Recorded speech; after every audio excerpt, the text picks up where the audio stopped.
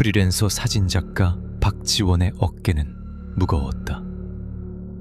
며칠째 서울의 밤거리를 헤맸지만 그의 낡은 카메라 메모리 카드에는 여전히 결정적인 한 컷이 담기지 않았다. 대한민국 최고의 권위를 자랑하는 사진 공모전 마감이 코앞이었다. 1등 상금과 명예는 차치하더라도 이번 기회를 놓치면 마포의 작은 오피스텔 월세를 감당하는 것조차 버거워질 터였다. 초조함에 타들어가는 속을 달래려 그는 무작정 하늘공원으로 향했다. 마침 그곳에서는 서울빛 축제가 한창이었다.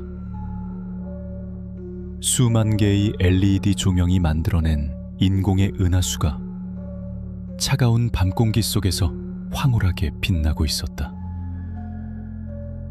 연인들의 웃음소리, 아이들의 들뜬 목소리, 배경으로 낮게 깔리는 음악 소리가 뒤섞여 비현실적인 공간을 연출했다. 하지만 지원의 눈에는 그 모든 것이 의미 없는 빛의 공예이자 소음일 뿐이었다. 그는 공모전 주제인 도시의 고독을 담아낼 피사체를 찾아 무감각하게 인파 속을 걸었다. 그때였다. 전망대 가장자리, 안전 펜스에 기대어 선 한 여자가 지원의 시선을 쇠사슬처럼 올감했다. 수많은 인파와 현란한 조명 속에서 그녀만이 유일하게 색채를 잃은 흑백 사진처럼 존재했다. 화려한 축제와는 어울리지 않는 검소한 코트, 화장기 없는 얼굴. 그녀는 도시의 야경을 내려다보고 있었지만 그 시선은 서울의 불빛 너머 어딘가 아득한 곳을 향하는 듯했다. 마치 이 세상 사람이 아닌 것처럼 현실과 그녀 사이에는 보이지 않는 투명한 벽이 존재하는 것만 같았다. 그 모습은 고독이라는 단어를 온몸으로 구현하고 있었다. 심장이 세차게 뛰기 시작했다. 지원은 자신도 모르게 숨을 죽인 채 카메라를 들어 올렸다. 뷰파인더를 통해 본 그녀의 옆모습은 조각상처럼 완벽했고 그 위에는 깊이를 알 수 없는 슬픔이 엷게 서려 있었다. 바로 저거다. 도시의 가장 화려한 심장부에서 발견한 가장 순수한 형태의 외로움. 찰칵. 차가운 밤 공기를 가르는 날카로운 셔터음이 울렸다. 그 소리에 여자가 천천히 고개를 돌렸다. 무심하고 공허하던 그녀의 눈동자가 뷰파인더 너머의 지원과 정면으로 마주쳤다. 순간 지원은 마치 영혼의 가장 깊은 곳을 들킨 사람처럼 온몸이 굳어버렸다. 여자는 놀란 기색도 없이 그저 모든 것을 체념한 듯한 표정으로 희미하게 미소 짓고는 몸을 돌려 인파 속으로 조용히 사라졌다. 지원은 홀린 듯 카메라 LCD 창을 확인했다. 사진 속에는 빛의 강물에 둘러싸인 채 세상의 모든 슬픔을 머금은 여자가 담겨 있었다. 이것은 단순한 사진이 아니었다. 그의 심장을 꿰뚫어버린 어떤 운명적인 예감의 시작이었다. 그날 이후 하늘공원에서 찍은 사진은 지원의 노트북 배경화면이 되었다. 그는 파일명을 서연이라고 저장했다. 스스로 지어준 이름이었다. 사진 속 그녀는 매일 같은 표정으로 그를 바라보았고 지원은 그 눈빛에서 벗어날 수 없었다.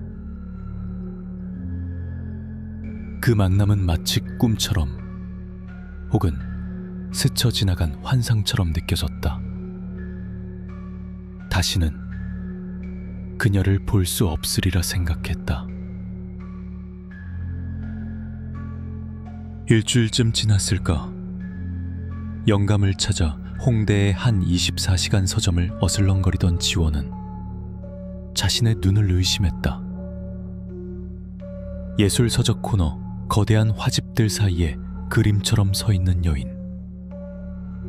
서연이었다. 심장이 발치까지 쿵 떨어지는 기분이었다. 그는 몇 번이나 망설인 끝에 겨우 용기를 내어 그녀에게 다가갔다.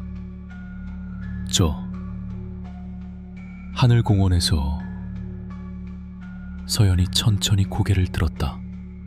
그녀는 지원을 똑똑히 기억하고 있었다.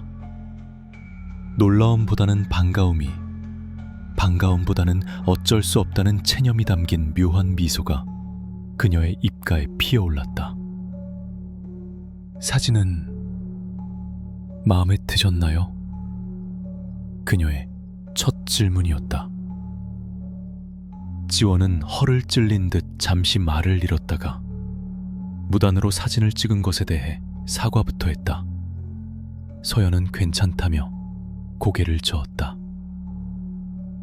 그날 그들은 서점 구석에 나란히 앉아 두서없는 대화를 나눴다. 지원은 자신의 이름과 직업을 밝혔고 그녀가 서연이라는 이름을 가졌다는 것도 알게 되었다. 하지만 그게 전부였다. 지원이 그녀에 대해 무언가 물으려 하면 서연은 교묘하게 화제를 돌려 다시 그의 이야기로 되돌려 놓고랬다. 그 만남은 기묘한 약속의 시작이 되었다. 그들은 연락처를 교환하지 않았다. 서연은 스마트폰이 없다고 했다. 21세기 서울 한복판에서 그것은 그녀의 존재만큼이나 비현실적인 이야기였다. 약속도 기약도 없이 그들은 서울의 밤이 깊어가는 외진 곳에서 거짓말처럼 마주쳤다. 인적이 드문 한강의 산책로, 문 닫은 고궁의 돌담길, 마지막 손님이 떠난 심야 카페. 만남이 거듭될수록 지원은 서연이라는 미스터리의 속수무책으로 빠져들었다. 그는 자신의 꿈과 좌절, 사진에 대한 철학까지 모두 털어놓았다. 서연은 언제나 최고의 청취자였다. 그녀는 많은 말을 하지 않았지만 깊이를 알 수 없는 눈빛으로 그를 바라보며 조용히 고개를 끄덕여 주었다. 그 단순한 몸짓 하나가 지원에게는 세상 그 어떤 위로보다 큰 힘이 되었다. 하지만 그녀 자신은 철저히 베일에 쌓여 있었다. 어디 사는지, 가족은 있는지, 낮에는 무엇을 하는지 지원은 아무것도 알지 못했다. 서연 씨는 무슨 일을 해요? 그냥 봐요. 그리고 생각해요. 어디 살아요? 집에 데려다 줄게요. 저 혼자 갈 수 있어요. 지원 씨 이야기나 더 해줘요. 난 지원 씨 사진 이야기가 세상에서 제일 재미있어요. 그녀는 언제나 안개처럼 나타났다가 연기처럼 사라졌다. 지원의 이성은 이 기이한 관계에 대해 경고 신호를 보냈지만 그의 예술가적 영혼은 이미 그녀에게 완벽히 잠식당한 후였다. 그는 더 이상 공모전을 위해 사진을 찍지 않았다. 그의 모든 렌즈는 오직 서연이라는 단 한 명의 피사체만을 갈망하고 있었다. 그녀의 존재 자체가 그에게는 가장 완벽한 도시의 고독이었으니까. 어느 늦가을 밤, 그들은 북악 스카이웨이 팔각정에 나란히 앉아 있었다. 발 아래 펼쳐진 서울의 야경은 마치 보석을 쏟아부은 듯 눈부셨지만 산 정상의 공기는 칼날처럼 차가웠다. 지원은 자판기에서 뽑은 따뜻한 캔커피를 서연의 손에 쥐어주었다. 그녀의 손은 얼음장처럼 차가웠다. 이렇게 추운데 너무 얇게 입고 나온 거 아니에요? 지원의 걱정스러운 말에 서연은 그저 희미하게 웃을 뿐이었다. 그녀는 입고 있는 얇은 코트 깃을 여몄다. 그 순간 지원은 문득 주머니 속에서 차갑게 만져지는 익숙한 물건을 떠올렸다. 아, 맞다. 그는 주머니에서 낡은 지포 라이터를 꺼내들었다. 은색 표면은 세월의 흔적으로 긁히고 닳아 있었지만 매끄럽게 빛을 반사했다. 이게 뭔데요? 서연이 처음으로 호기심 어린 눈빛을 보였다. 할아버지 유품이에요. 제가 가진 물건 중에 제일 오래된 거죠. 사진작가가 되겠다고 집을 나설 때 아버지가 주셨어요. 두접 같은 거라고. 지원은 라이터 뚜껑을 팅 하는 경쾌한 소리와 함께 열었다. 그리고는 서연에게 라이터의 뒷면을 보여주었다.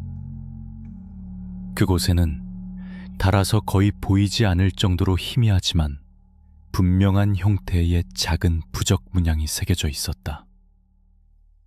벽사 의미를 담은 악한 기운을 물리친다는 뜻의 부적이었다. 이런 걸 믿는 건 아니지만 그냥 몸에 지니고 있으면 마음이 편하더라고요. 그가 무심코 말을 내뱉는 순간이었다. 서연의 몸이 미세하게 하지만 분명하게 경직되는 것을 느꼈다. 그녀의 시선은 부적 문양에 고정된 채 흔들리고 있었다. 따뜻한 커피캔을 들고 있던 그녀의 손가락이 파르르 떨리며 하얗게 질렸다. 동공은 공포에 질린 사람처럼 수축했고 호흡마저 가빠지는 듯했다. 서연 씨, 왜 그래요? 어디 안 좋아요? 지원이 놀라 그녀의 어깨를 잡았다. 그제야 서연은 정신을 차린 듯 화들짝 놀라며 고개를 저었다. 아, 아니에요. 그냥 갑자기 좀 추워서. 그녀는 애써 미소를 지어 보였지만 그 미소는 금방이라도 부서질 것처럼 위태로워 보였다. 그녀는 무의식적으로 지원과 라이터로부터 몸을 살짝 뒤로 물렸다. 지원은 그저 그녀가 정말로 추위를 타는 것이라 생각했다. 그는 자신의 외투를 벗어 서연의 어깨에 덮어주려 했다. 괜찮아요. 정말이에요. 서연은 단호하게 그의 손을 막았다. 그녀의 눈빛에는 이전에는 볼 수 없었던 깊은 불안감과 두려움이 스쳐 지나갔다. 지원은 더 이상 묻지 못하고 어색하게 라이터를 다시 주머니에 넣었다. 그날 밤 그들 사이에 흐르던 편안하고 따뜻했던 공기는 온데간데 없이 사라지고 그 자리에는 설명할 수 없는 차가운 긴장감만이 맴돌았다. 서연은 평소보다 훨씬 일찍 자리에서 일어났다. 그리고 그날따라 유독 더 서둘러 어둠 속으로 사라졌다. 지원은 그 어둠 속으로 사라지는 그녀의 뒷모습을 보며 처음으로 정체 모를 불안감에 휩싸였다. 그날 이후 서연의 태도는 눈에 띄게 달라졌다. 만남의 간격은 길어졌고 함께 있는 시간은 짧아졌다. 그녀의 얼굴에는 늘 무언가에 쫓기는 듯한 불안한 그림자가 드리워져 있었다. 지원은 그 이유가 자신 때문인지 혹은 다른 어떤 문제 때문인지 알 수 없어 애가 탔다. 그는 묻고 싶었지만 그녀가 쌓아 올린 견고한 벽 앞에서 번번이 망설였다. 그러던 어느 비오는 밤, 그들은 종로의 한 낡은 포장마차에 마주 앉아 있었다. 붉은 비닐 천막 위로 투둑거리며 떨어지는 빗소리가 시끄러웠다. 서영은 거의 아무 말도 하지 않았고 텅 빈 눈으로 소주잔만 만지작거렸다. 지호는 더 이상 이 불안한 침묵을 견딜 수 없었다. 서연씨, 우리 사이에 무슨 문제라도 있는 거예요? 내가 뭘 잘못했어요? 그의 조심스러운 질문에 서연은 천천히 고개를 들었다. 그녀의 눈에는 물기가 가득했다. 아니에요. 지원 씨는 아무 잘못 없어요. 그런데 왜 그래요? 며칠째 잠도 못 잔 사람처럼. 이제 그만 만나야 할 것 같아요. 차가운 비수처럼 날아와 박히는 말이었다. 지원의 심장이 멎는 듯했다. 네? 그게 무슨 말이에요? 갑자기 왜? 그냥 그게 우리 모두에게 좋은 길이에요. 서연은 자리에서 일어났다. 더 이상 어떤 설명도 하지 않겠다는 단호한 몸짓이었다. 그녀는 계산을 하려는 지원을 만류하고는 쏜살같이 포장마차를 빠져나갔다. 빗줄기가 굵어지고 있었다. 서연씨, 잠깐만요, 서연! 지원은 뒤따라 뛰쳐나갔지만 서연의 모습은 이미 저만치 멀어지고 있었다. 이대로 그녀를 놓칠 수 없었다. 이 의문투성이 이별을 받아들일 수 없었다. 지원은 결심했다. 오늘 밤 무슨 일이 있어도 그녀의 비밀을 알아내야겠다고 그는 거리를 두고 서연의 뒤를 쫓기 시작했다. 그런데 무언가 이상했다. 어두운 골목길로 접어든 서연의 발걸음이 믿을 수 없을 정도로 빨라지기 시작했다. 단순한 빠른 걸음이 아니었다. 그것은 거의 질주에 가까웠다. 하이힐을 신은 여자의 걸음이라고는 도저히 믿기지 않는 비현실적인 속도였다. 비에 젖은 아스팔트 위를 미끄러지듯 나아가는 그녀의 모습은 마치 유령 같았다. 택시를 잡아 탈 생각조차 할 수 없었다. 지원은 숨이 턱까지 차오르는 것을 느끼며 필사적으로 그녀를 쫓았다. 종로의 번화가를 벗어나자 풍경은 급격히 어두워졌다. 가파른 오르막길, 구불구불한 골목, 재개발이 멈춘 듯한 낡은 주택가. 그가 한 번도 와본 적 없는 서울의 뒷골목이었다. 그녀는 망설임 없이 어둠 속으로 몸을 던졌고 지원은 그녀가 남긴 희미한 잔상만을 의지해 쫓아갔다. 마침내 그녀의 발걸음이 멈춘 곳은 인왕산 자락 아래 금방이라도 무너져 내릴 듯한 낡은 연립주택 단지 앞이었다. 가로등 불빛조차 희미한 그곳은 도시의 시간이 멈춘 섬처럼 보였다. 서연은 익숙하게 삐걱거리는 철문을 열고 안으로 살아섰다. 지호는 숨을 헐떡이며 낡은 담벼락 뒤에 몸을 숨겼다. 그리고 그가 본 것은 서연이 들어간 낡은 건물의 창문 너머로 언뜻 비친 사람의 것이라고는 믿기 힘든 거대한 그림자들이었다. 심장은 통제불능 상태로 날뛰었지만 지원은 차가운 담벼락에 몸을 기댄 채 숨을 골랐다. 서연이 이런 폐허 같은 곳에 산단 말인가? 도무지 믿을 수 없었다. 그는 혹시나 그녀에게 무슨 일이 생긴 건 아닐까 하는 걱정에 사로잡혔다. 망설임 끝에 그는 낡은 연립주택의 녹슨 철문으로 조심스럽게 다가갔다. 삐걱거리는 소리와 함께 문이 열리자마자 퀴퀴한 곰팡이 냄새와 짐승의 비린내가 뒤섞인 듯한 역한 공기가 코를 찔렀다. 입구에는 희미한 백열등 하나만이 깜빡이고 있었다. 그가 안으로 발을 들여놓으려는 순간 어둠 속에서 거친 목소리가 그의 발을 묶었다. 웬 놈이야? 계단 아래쪽 경비실처럼 보이는 작은 공간에서 허리가 굽은 노파 한 명이 모습을 드러냈다. 주름진 얼굴, 움푹 팬 눈은 칠흑 같은 어둠 속에서도 기이한 광채를 뿜고 있었다.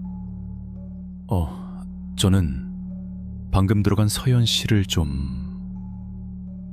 지원의 말이 끝나기도 전에 노파는 쇳소리가 섞인 목소리로 그의 말을 잘랐다. 여긴 자네 같은 젊은이가 얼씬거릴 곳이 아니야. 저 애한테 너무 깊이 빠지지 마. 그게 자네를 위한 길이야. 목숨 부지하고 싶으면 당장 돌아가. 그것은 단순한 경고가 아니었다. 뼛속까지 스며드는 듯한 섬뜩한 저주에 가까웠다.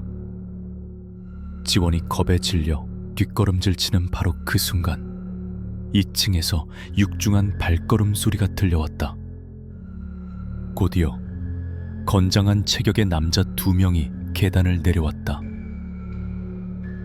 어두컴컴한 조명 아래에서도 그들의 눈은 맹수처럼 번뜩였다.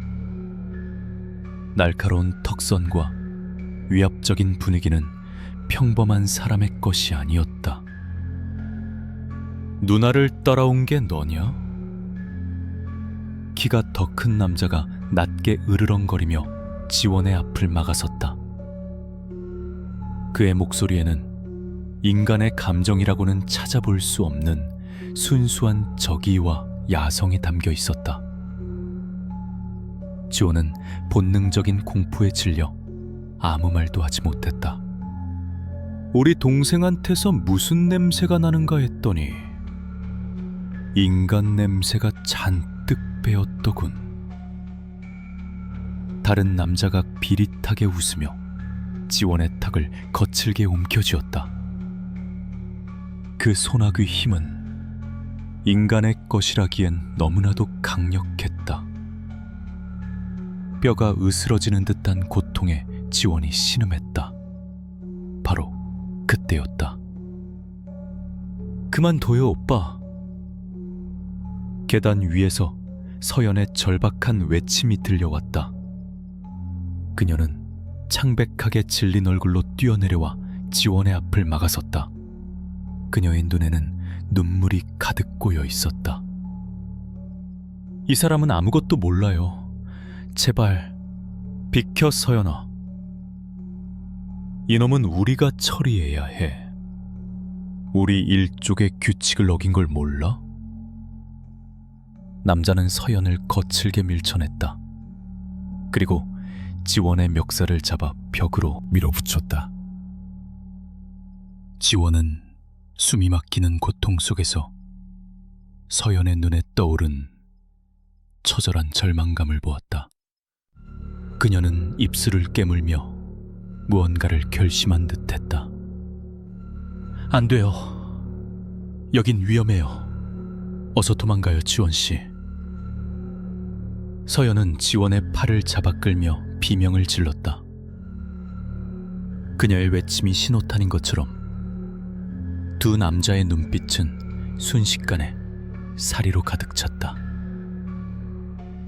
지원은 서연에게 이끌려 정신없이 건물 밖으로 뛰쳐나갔다.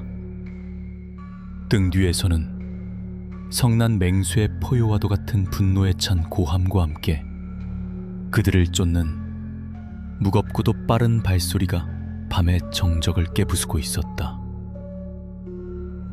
칠흑 같은 어둠과 쏟아지는 비, 그리고 등 뒤에서 들려오는 죽음의 발소리. 지원은 서연의 손에 이끌려 정신없이 달렸다. 폐허가 된 연립주택단지를 벗어나자 곧장 인근의 재개발 공사 현장이 나타났다. 뼈대만 앙상하게 남은 건물들과 어지럽게 널린 건축 자재들이 기괴한 미로를 이루고 있었다. 이쪽이에요. 서연은 익숙한 듯 공사장 철제 펜스의 벌어진 틈으로 지원을 이끌었다. 그들을 쫓는 두 남자의 발소리는 단순한 추격이 아니었다. 네 발 달린 짐승이 땅을 박차는 듯한 육중하고도 탄력 있는 소리였다. 인간의 추격이라고는 도저히 생각할 수 없었다. 그들은 미완성된 건물의 지하 주차장으로 통하는 어두운 경사로를 따라 몸을 던져쳤다. 축축하고 차가운 콘크리트 바닥에 넘어진 지원이 고통스러운 신음을 흘렸다. 밖에서는 그들을 찾는 거친 숨소리와 땅을 긁는 소리가 점점 더 가까워지고 있었다. 서연씨, 대체 저 사람들은 누구예요? 당신은 대체... 공포에 질린 지원이 겨우 입을 열었지만 서연은 그의 입을 손으로 막았다. 그녀의 눈은 이제 인간의 것이 아니었다. 어둠 속에서도 형형하게 빛나는 그 눈동자는 겁에 질린 초식 동물이자 동시에 분노한 맹수의 그것이었다. 결국 그들은 지하 주차장 가장 깊숙한 막다른 곳에 갇히고 말았다. 입구 쪽에서 거대한 그림자 두 개가 어른거렸다. 달빛을 등지고 서 있는 그들의 실루엣은 더 이상 인간의 형상이 아니었다. 어깨는 비정상적으로 넓어졌고 등은 구부정했으며 손끝에서는 무언가 날카로운 것이 돋아난 듯했다. 거기까지다, 서연아. 순순히 그 인간을 넘기고 돌아와. 그림자 중 하나가 으르렁거렸다. 목소리는 낮게 갈라져 짐승의 울음소리에 가까웠다. 서연은 지원을 자신의 등 뒤로 숨기며 몸을 낮췄다. 그녀의 온몸이 부들부들 떨리고 있었다. 그것은 공포 때문이기도 했지만 동시에 억누를 수 없는 무언가가 몸속에서부터 들끓어오르는 격렬한 전율이기도 했다.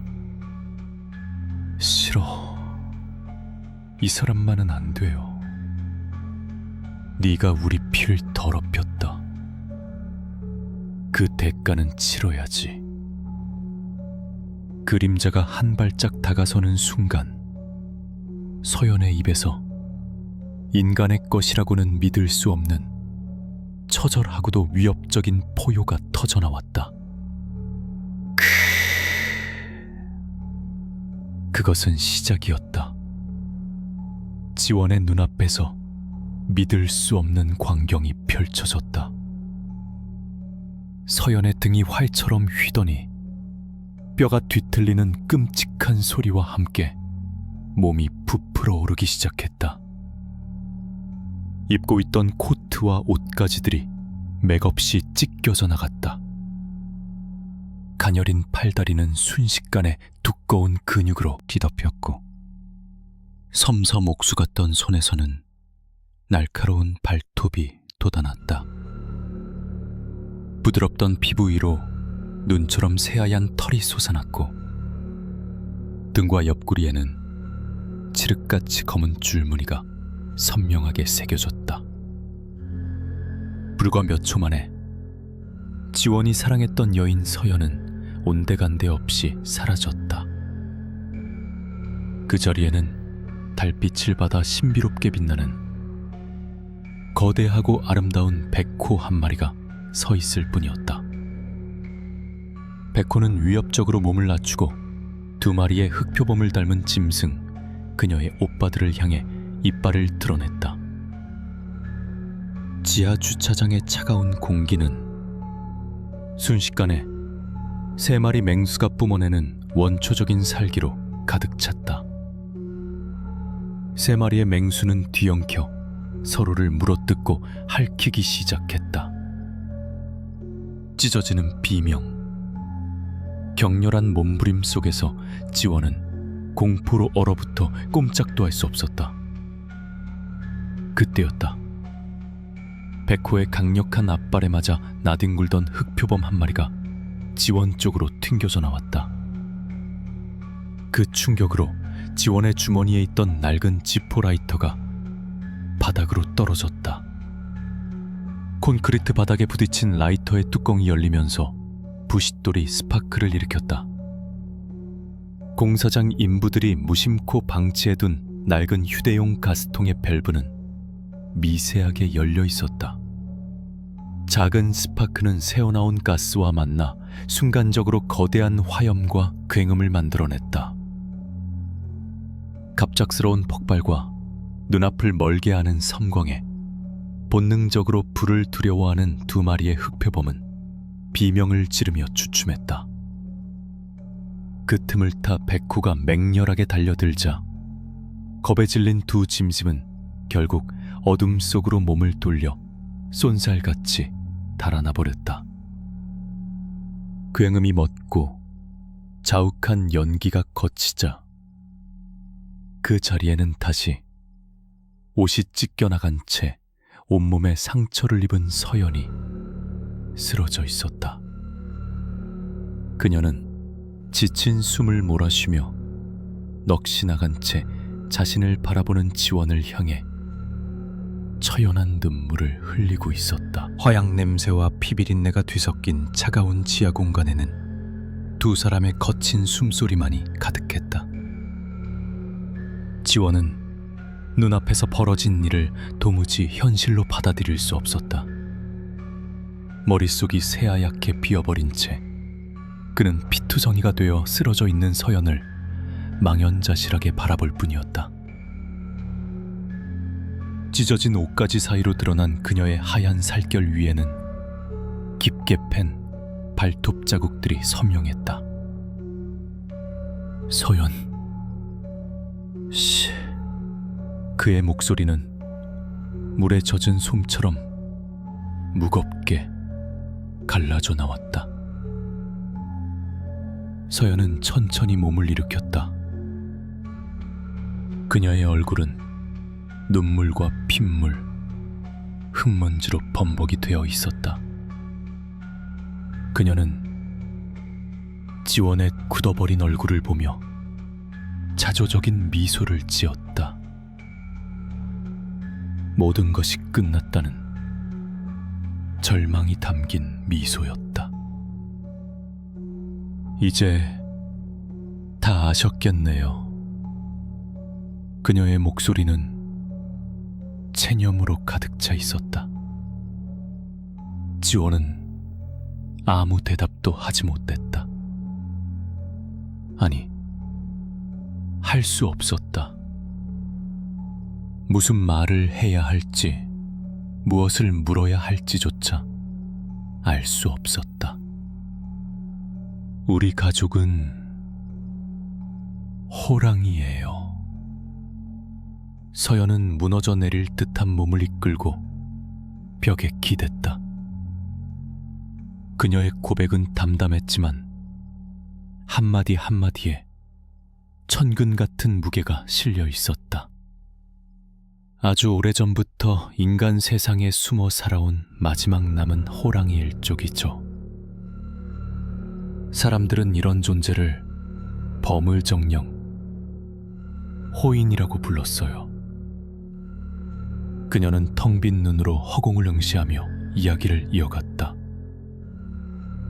그것은 마치 오래된 전설처럼 들렸지만 지원은 그것이 끔찍한 현실임을 부정할 수 없었다. 저는 인간이 되고 싶었어요. 이 굴레를 벗어나고 싶었어요. 오빠들 몰래 10년 동안 인간 세상에서 수련을 해왔어요. 누구에게도 정체를 들키지 않고 온전히 10년을 인간으로 살면 진짜 인간이 될 수 있다는 마지막 희망을 붙잡고서요. 서연의 눈에서 뜨거운 눈물이 뺨을 타고 흘러내렸다. 이제 며칠만 더 버티면 10년을 채울 수 있었어요.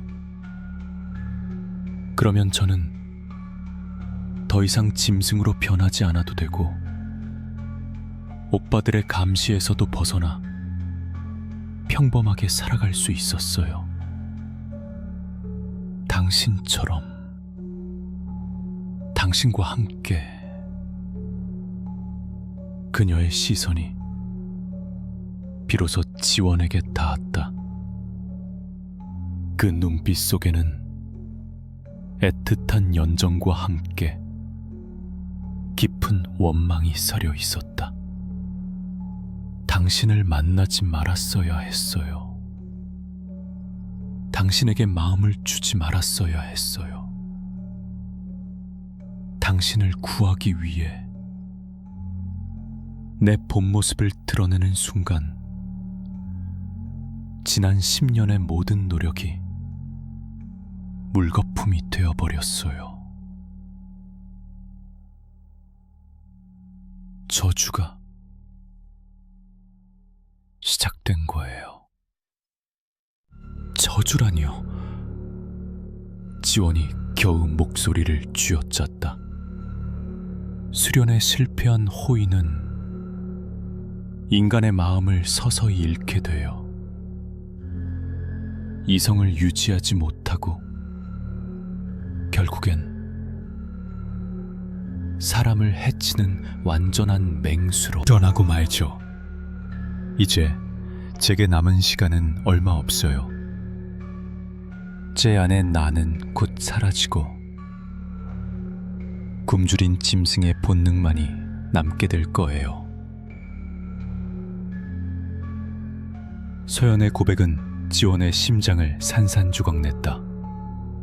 그가 사랑했던 여인의 신비로움, 그녀의 고독과 슬픔, 그 모든 것의 이유가 바로 이 끔찍한 운명 때문이었다. 그녀는 인간이 되기 위해 필사적으로 버텨왔고 자신은 그런 그녀의 마지막 희망을 짓밟아버린 원인이 된 것이다. 죄책감과 절망감이 거대한 파도처럼 지원을 덮쳤다. 그는 아무 말도 못한 채 그저 무너져 내리는 서연의 모습을 바라보며 함께 울 수밖에 없었다. 차가운 콘크리트 바닥에 주저앉은 지원은 고개를 들지 못했다. 모든 것이 자신의 탓이었다. 그녀의 비밀스러운 세계에 억지로 발을 들여놓았고 그녀를 위험에 빠뜨렸으며 결국 그녀의 마지막 희망마저 앗아갔다. 죄책감이 그의 온몸을 짓눌렀다. 그때 서연이 비틀거리며 다가와 그의 앞에 조용히 무릎을 꿇었다.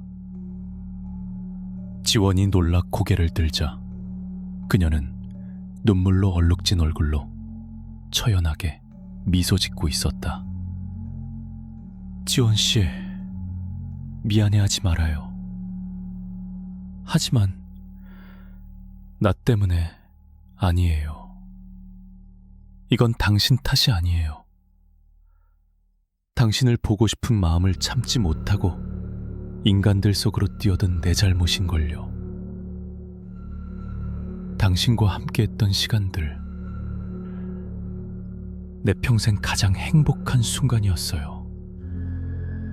그걸로 됐어요. 그녀의 목소리는 놀랍도록 차분했다.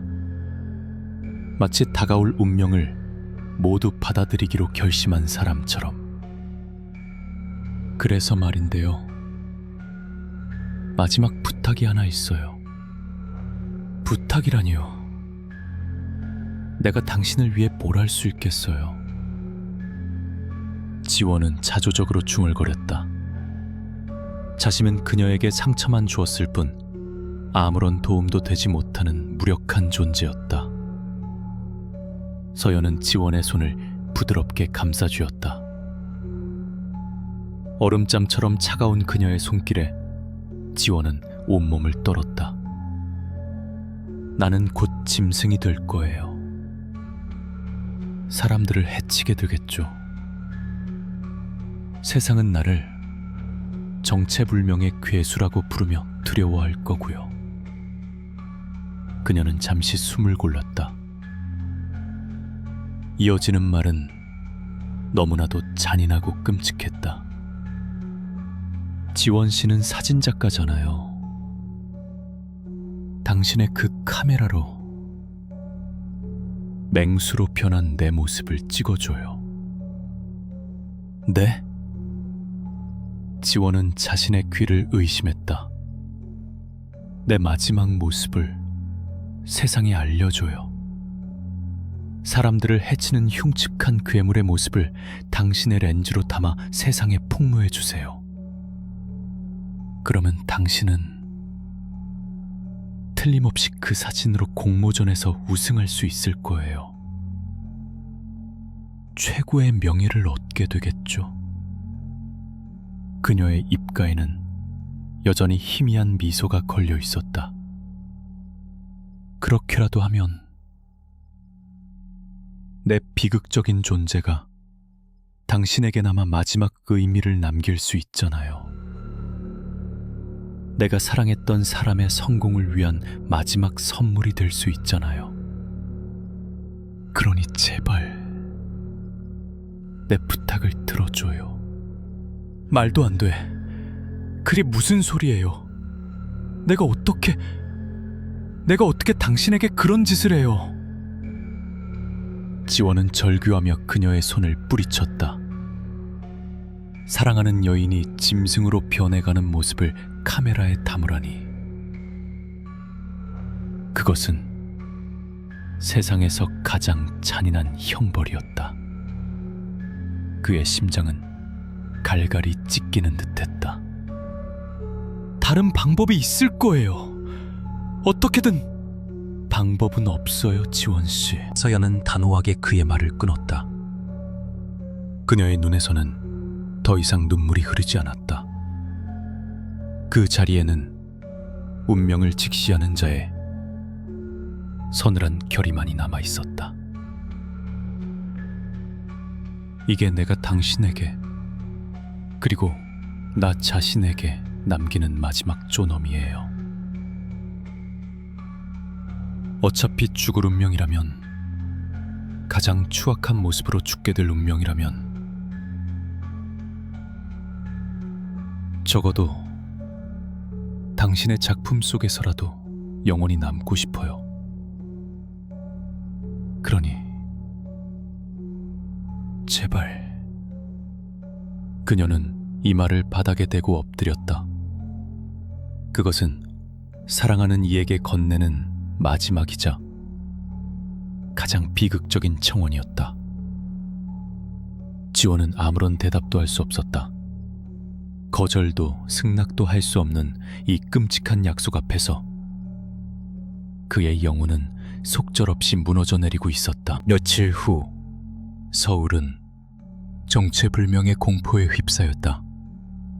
북악산과 인왕산 일대에 거대한 흰색 맹수가 출몰하여 등산객과 주민들을 공격했다는 뉴스가 연일 언론을 장식했다. CCTV에 흐릿하게 찍힌 거대한 형체, 공포에 질린 목격자들의 증언이 더해지면서 소문은 눈덩이처럼 불어났다. 도심 한복판에 나타난 괴수의 존재는 시민들을 불안에 떨게 했다. 공교롭게도 지원이 참여하던 사진 공모전 주최 측은 이 사회적 이슈를 놓치지 않았다.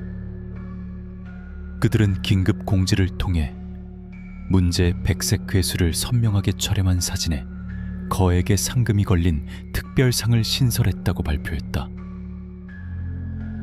전국의 사진작가들과 기자들이 특종을 위해 산으로 몰려들었다.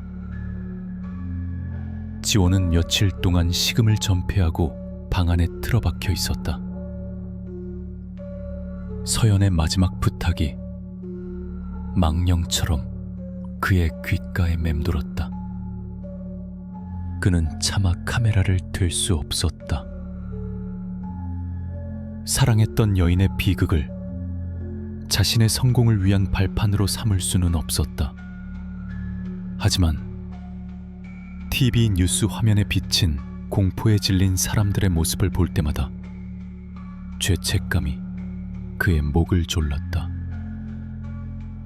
이 모든 것이 자신 때문에 시작된 일이었다. 결국 그는 결심했다. 상금이나 명예 때문이 아니었다. 그것은 그녀와의 약속을 지키기 위함이었고, 동시에 이 비극을 자신의 손으로 끝내야 한다는 참담한 책임감 때문이었다. 그는 낡은 카메라를 목에 걸고 인왕산으로 향했다.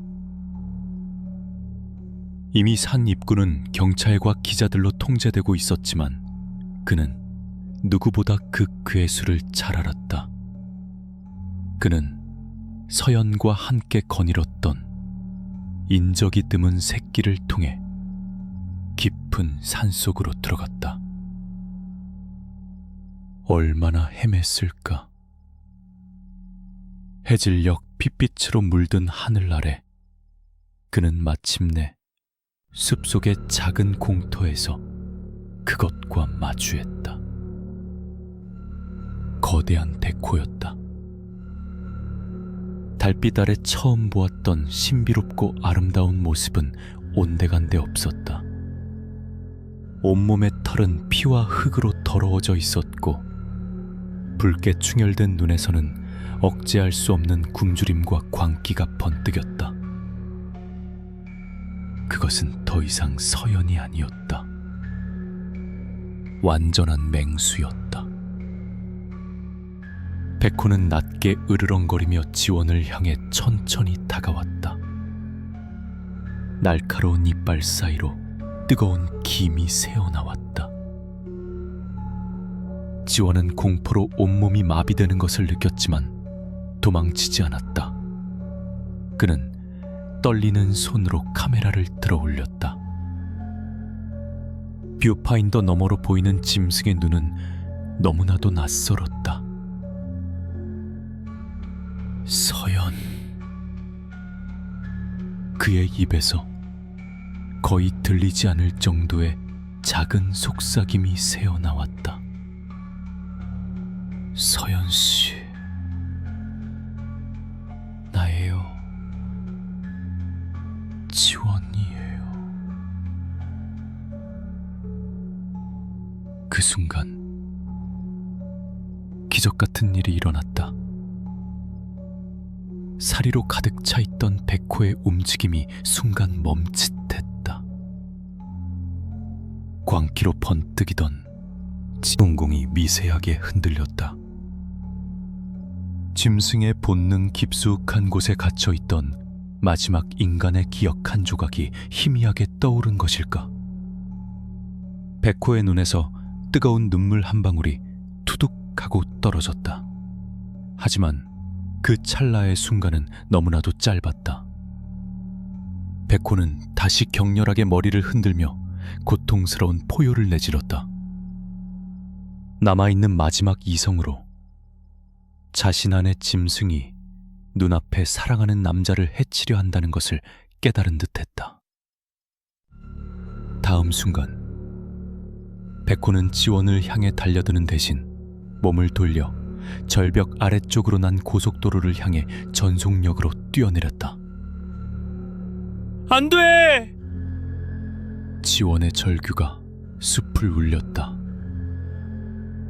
어둠을 뚫고 질주하던 거대한 덤프트럭이 갑자기 튀어나온 흰색 형체를 피할 겨를도 없이 그대로 들이받았다. 끔찍한 충돌음과 함께 백호의 몸은 종잇장처럼 구겨지며 허공으로 튕겨나갔다가 아스팔트 위로 떨어졌다. 모든 것이 순식간에 일어났다. 지원은 절벽 아래로 미친 듯이 달려내려갔다. 그의 눈에는 아무것도 보이지 않았다. 오직 끔찍한 사고 현장에서 피어오르는 희미한 연기만이 보일 뿐이었다. 그가 현장에 도착했을 때 시간은 멈춰 있었다. 덤프트럭은 도로를 가로막은 채 멈춰섰고 놀란 운전자는 차에서 내려 어쩔 줄 몰라 하고 있었다. 그리고 그 앞 차가운 아스팔트 위에 한 여인이 쓰러져 있었다.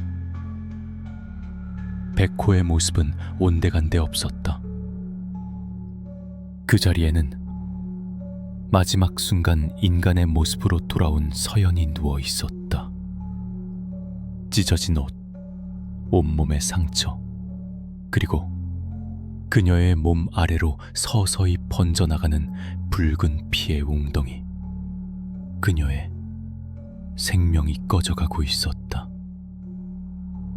지원은 그녀에게 달려가 무너져 내리듯 무릎을 꿇었다. 그는 차마 그녀의 몸에 손을 대지 못하고 그저 그녀의 이름을 목 놓아 불렀다. 서연씨, 서연씨. 서연이 희미하게 눈을 떴다. 그녀의 눈동자는 마지막 힘을 다해 초점을 맞추려는 듯 떨리고 있었다. 그녀는 지원을 알아보고는 아주 희미하게 미소 지었다. 피가 역류하는 입술이 간신히 움직였다. 사진 찍었어요. 그녀의 마지막 질문이었다. 지원은 아무 말도 할 수 없었다.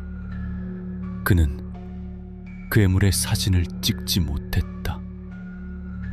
아니, 찍지 않았다. 그는 차마 사랑하는 여인의 마지막 비극적인 모습을 렌즈에 담을 수 없었다. 그는 고개를 저으며 뜨거운 눈물을 쏟아냈다.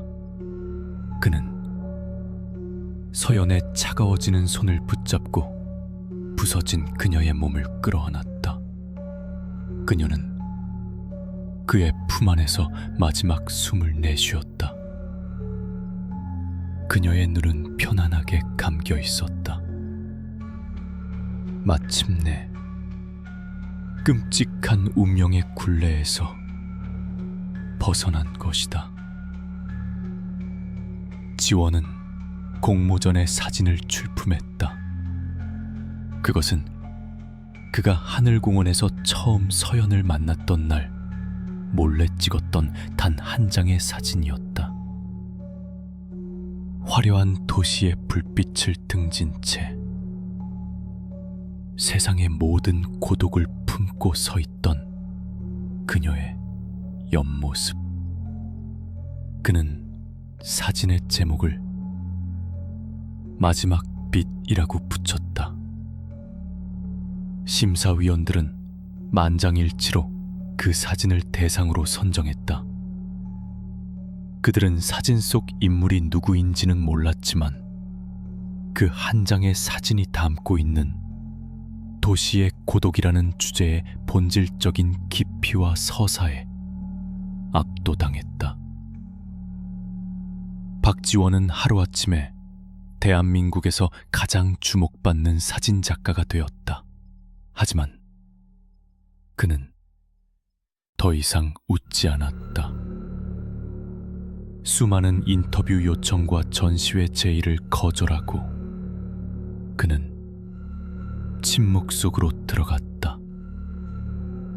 몇 년 후 그는 공모전 상금 전액을 털어 작은 야생동물 보호재단을 설립했다. 특히 멸종 위기에 처한 호랑이를 보호하고 연구하는 단체였다. 사람들은 그의 숭고한 정신에 찬사를 보냈지만 그 이유를 아는 사람은 아무도 없었다. 재단의 이름은 서연이었다. 새벽 서, 그러할 연. 새벽이 오는 것처럼이라는 뜻이었다. 그는 평생 그녀를 기억하며 살았다. 그의 작품 속에는 언제나 도시의 화려한 불빛 속 어딘가에 존재하는 설명할 수 없는 슬픔과 고독의 그림자가 담겨 있었다. 그것은 오직 한 사람, 인간이 되기를 꿈꿨던 한 호랑이를 위한 그의 영원한 애도였다.